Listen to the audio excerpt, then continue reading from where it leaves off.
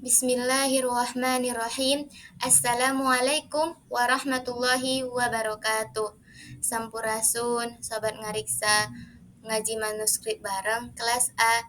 Hello everyone, perkenalkan, saya Ulfa Angri Aini Batubara dari kelas 5A, Prodi Bahasa dan Sastra Arab, Fakultas Adab dan Humaniora, UIN Syarif Hidayatullah Jakarta. Berikut video ini merupakan video tugas UTS atau ujian tengah semester pada mata kuliah Tahqiq An-Nusus yang diampu oleh Prof. Dr. Oman Fatur Rahman M.Hum. Video ini berjudul tentang perempuan-perempuan yang memiliki peran dan eksistensi yang menonjol di dalam sejarah Islam melalui perspektif tasawuf, yang bersumber dari video YouTube Ngariksa pada episode ke-13, yaitu perempuan-perempuan Kentara dalam manuskrip Nusantara. Jadi, dalam pembahasan ini, saya akan membahas tentang perempuan-perempuan sufi yang memiliki peran dan eksistensi yang menonjol di dalam sejarah Islam. Seperti yang telah kita ketahui, bahwa relasi antara laki-laki dan perempuan mengalami satu dinamika dalam sejarah Islam. Ada suatu masa di mana peran perempuan dan keberadaannya sangat menonjol dan sangat kentara atau dapat dilihat atau ditampakkan. Tapi ada kalanya juga pada suatu masa perempuan itu tidak dapat dilihat atau tidak dapat dinampakkan peran dan keberadaannya, apalagi dilihat dari konteks perkembangan ilmu-ilmu fikih, tasawuf, dan syariat.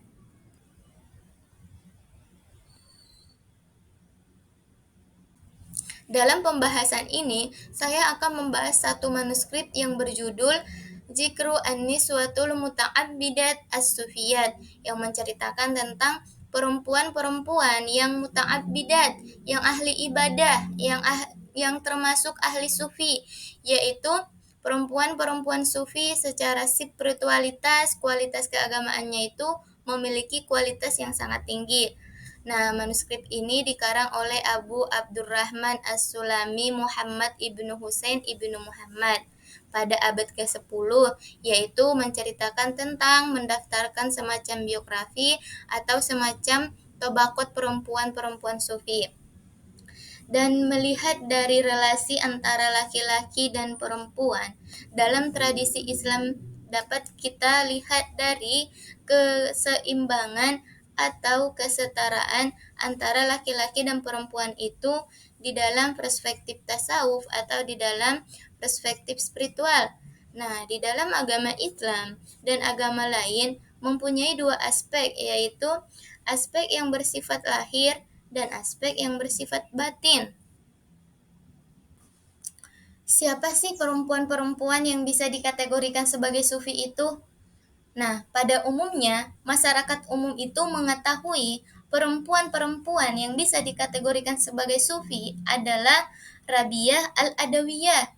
Padahal dalam manuskrip Zikru An-Niswatul Muta'abbidat As-Sufiyatu ini disebutkan tidak hanya Rabiah al-Adawiyah saja, akan tetapi ada 84 perempuan-perempuan yang memiliki kualitas keagamaan atau sufi yang disebut sebagai al-muta'abbidat yang tercantum di dalam manuskrip ini.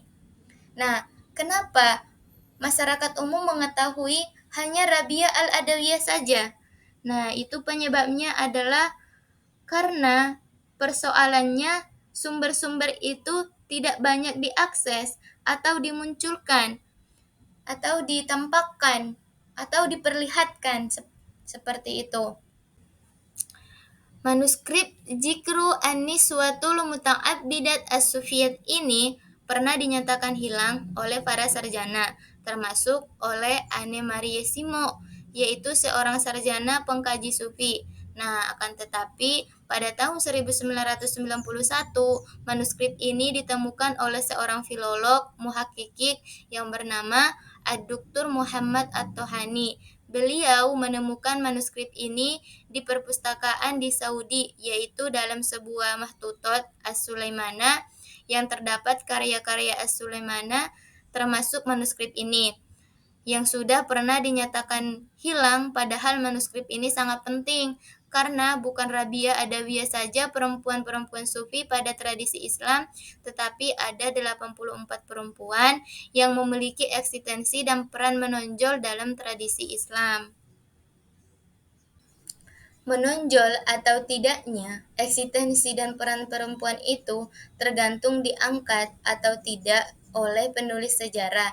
Misalnya, kalau ada perempuan yang berprestasi, pengarang, produktif, dan profilis, tapi tidak diperlihatkan, maka kita tidak akan mengetahuinya bahwa ada perempuan yang memiliki peran dan eksistensi.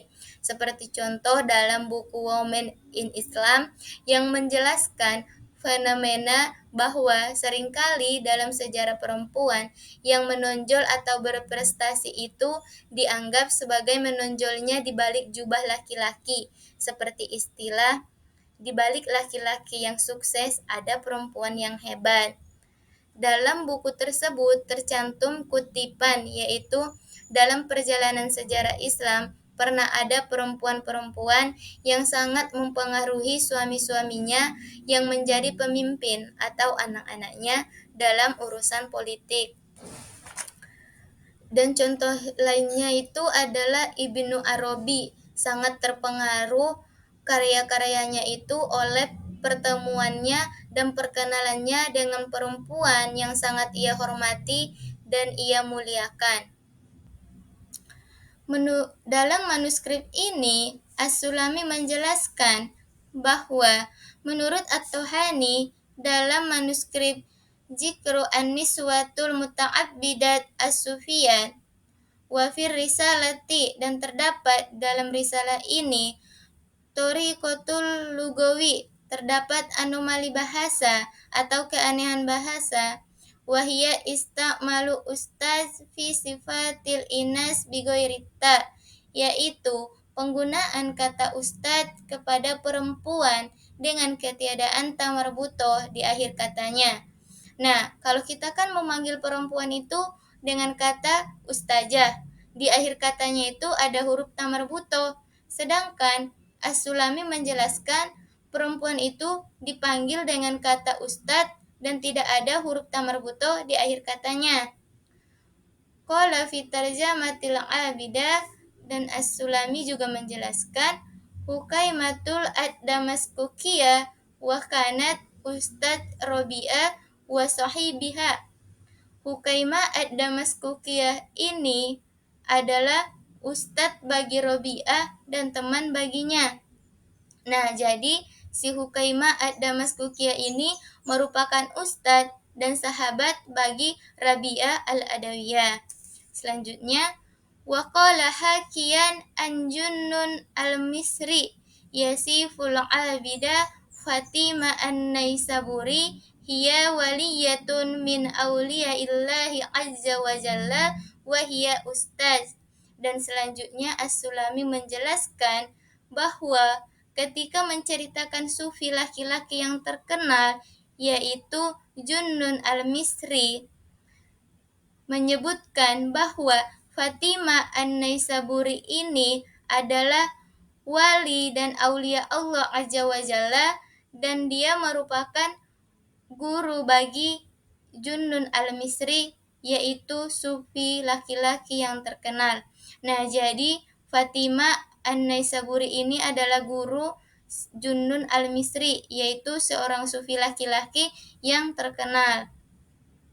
Nah, selanjutnya adalah kan tadi tuh di atas menurut At-Tuhani ada kata anomali bahasa atau kesalahan bahasa.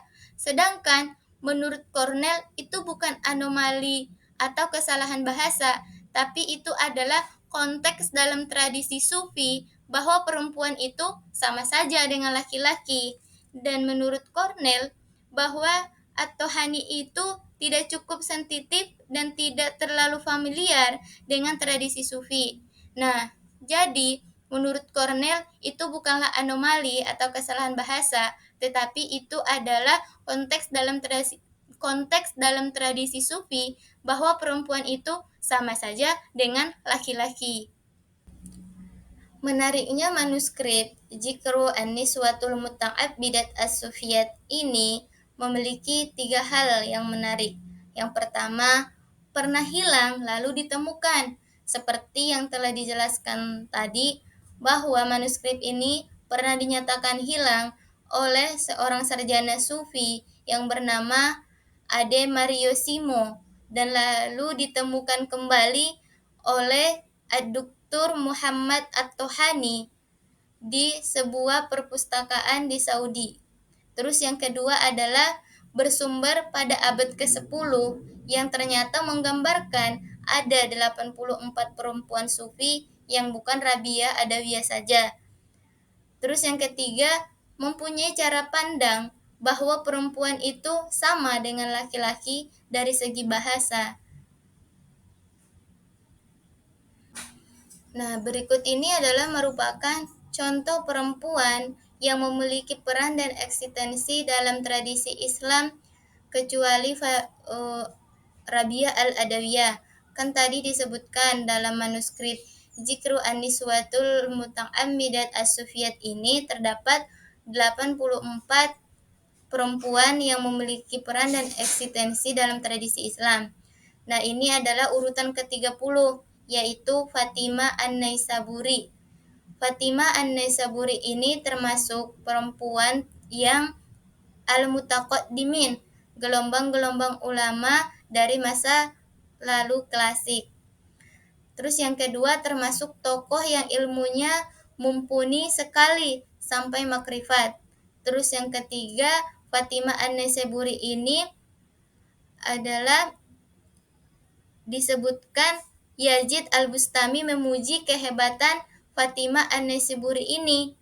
Terus yang terakhir, Fatimah An-Naisaburi ini pernah menjadi tempat bertanya sufi besar Junnun Al-Misri.